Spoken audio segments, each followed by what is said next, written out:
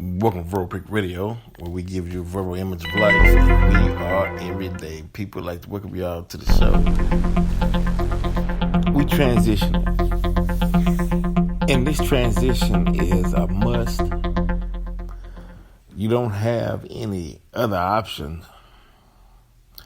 We're transitioning from slave to former slave to master. But in order to be a master, you have to have a certain amount of knowledge that you can justify your existence as master. Right? Former slave was an ideology that you wanted others to see you as a man,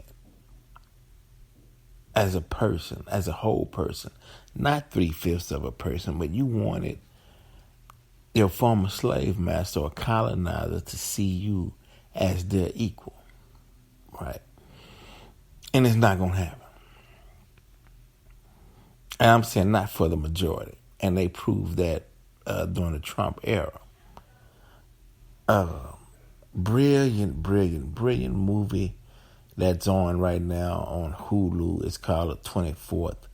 And the movie The 24th was about Camp Logan and what took place here in Houston, Texas, when black soldiers was tired of being spit on, pissed on, brutally beat, treated less than a man. Although they had fought in wars, they've trained, they proved themselves, but yet they couldn't get the acceptance of their white counterparts to treat them as equal human beings. And so after one of their soldiers two of them actually, William Boston and Davidson, were brutally beat to death, the 24th Regiment, United States, took arms, went to the streets, and killed and this is Houston, around Allen Parkway area, 4th Ward area, downtown area, and started killing every white person they saw. Now the incidents leading up to the killings, they vary. Some say that it really started from a black woman who was cleaning houses for white people in that area, and one of the white men tried to rape her, and she was upset, and she told one of the black soldiers, and they got arms, and it was a confrontation, and the shooting started, right? But in the movie, it didn't tell that particular tale. It just showed that one of the men was brutally beaten, and the other soldiers came to his aid, and they killed the police officers and some white civilians and went on a rampage. Mistake that they made, right, was the fact that after the killings, they were so upset, really, of what took place. You know, they were caught up in the emotion of it all till they didn't plan.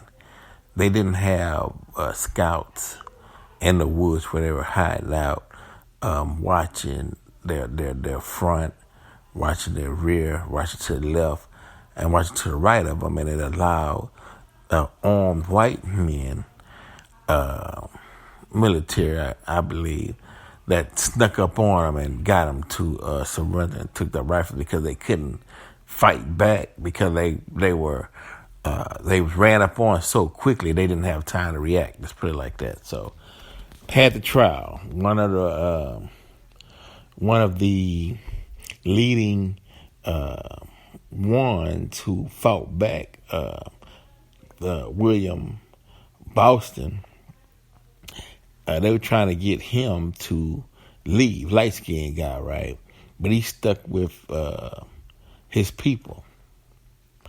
Now, one scene in the movie where a dark skinned guy called him Lighty and said he wasn't black, and the light skinned guy was like, "Man, my parents fought in this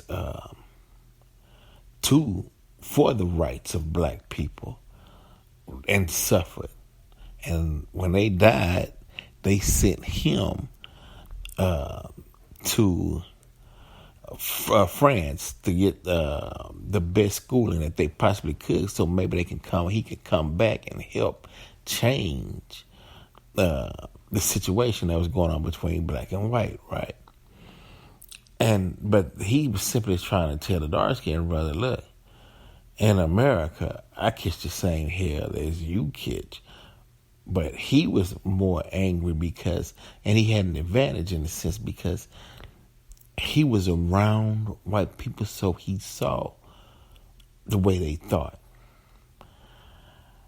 They didn't let the dark-skinned brother come around them as much, so he had a idea or a preconceived idea of what he thought they were like. So that means a lot of times people will, when they don't know, they'll say, well, maybe if I try this, they'll like me, or maybe if I do it that way, or okay, I did this wrong, or okay, let me see, what am I doing wrong to why they're not accepting me, right?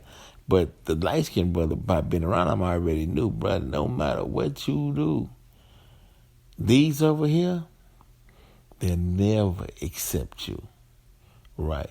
And he was mad at the light-skinned brother because he said, man, why you over here with us? You can fit in and, you able to do so-and-so, right? But he was trying to tell him, man, I'm catching hell just like you catching hell. They don't see me no different than they see you. But in your mind, you think they see me different.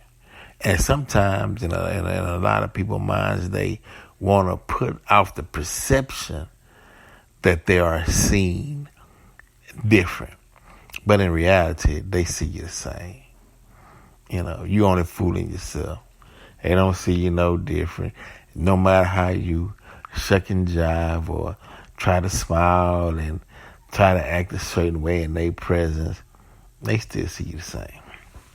That's why Boston told him, he didn't fire his gun during the melee, or what they call mutiny, when the soldiers were shooting white people in Houston. He said because when he looked at that white person, he saw a man. But the problem was when that white person looked at him, he didn't see a man. He said that's why he wanted to kill him, because all the brutality they faced, the pissing and the spitting, was the fact that they didn't see them as men. And when I say them, I mean black people. The colonizer white folks didn't see those soldiers as being human or a man, but the black soldiers saw the white man as being a man. That was a disadvantage because it took so much brutality for them to say to hell with it.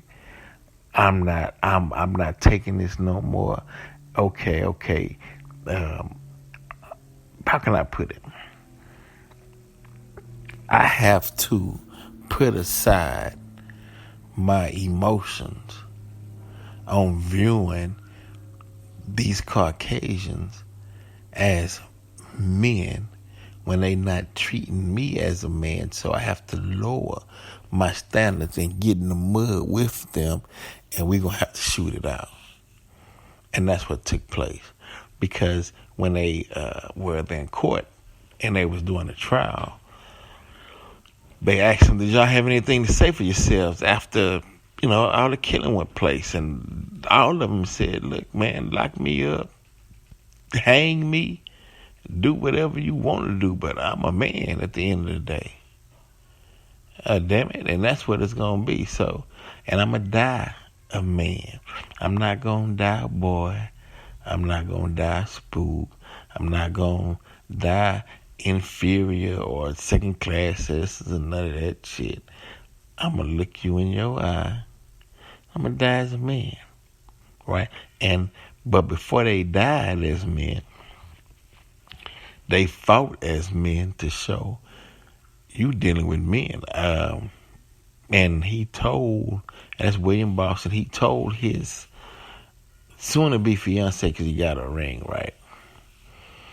He wrote a letter to her stating that the reason why I stayed and fought is because your children and yourself can have a better future and not go through the world and be brutalized. Stop right there. Now, one thing I didn't like is when those brothers went in with them arms, what happened to the rest of the civilian population just didn't go in there with them. Meaning that you're a man, right? Well, then why you took so much flack, so much hatred. I mean, so much embarrassment. I mean, they were peeing on these men on their heads. They was spitting on them. Just raping their women. Just totally disrespecting a human being as if they weren't human beings.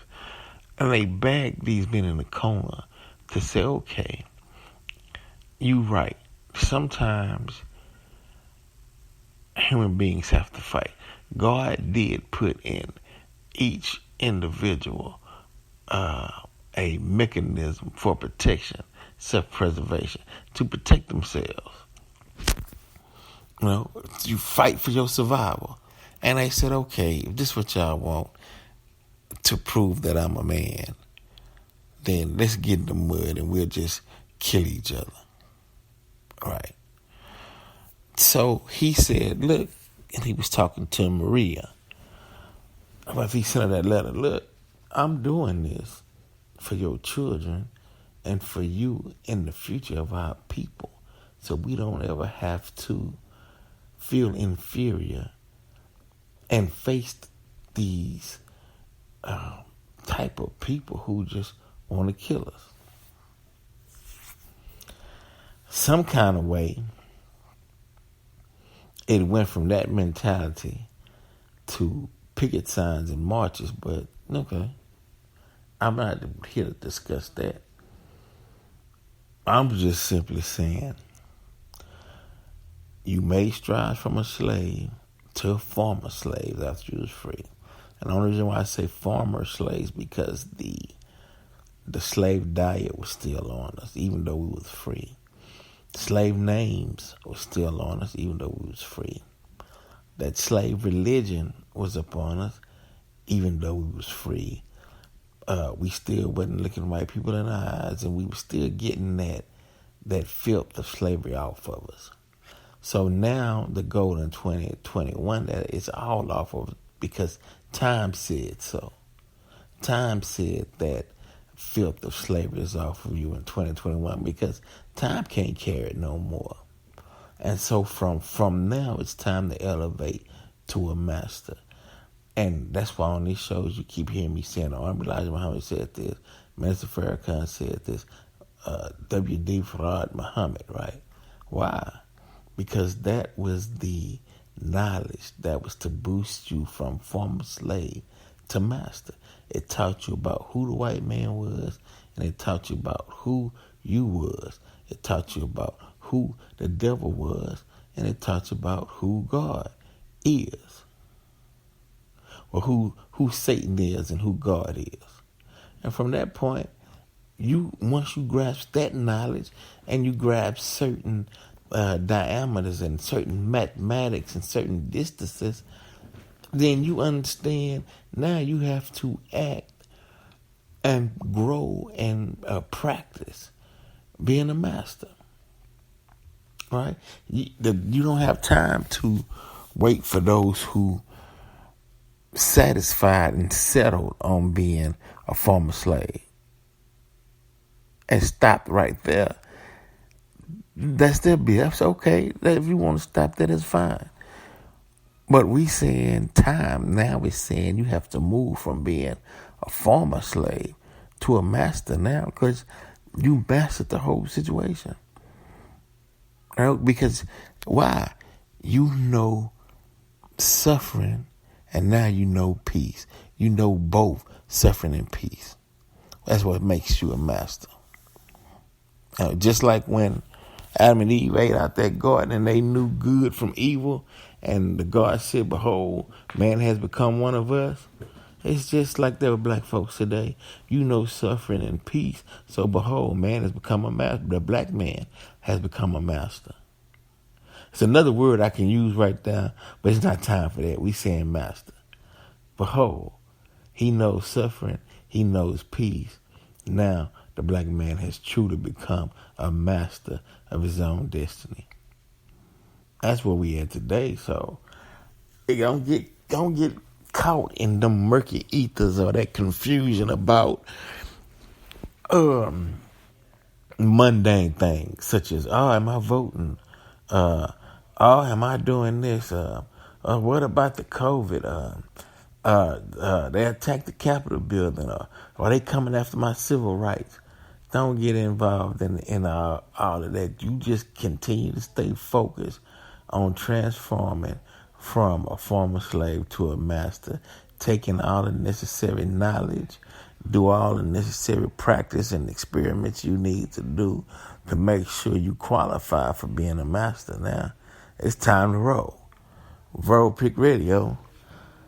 We out.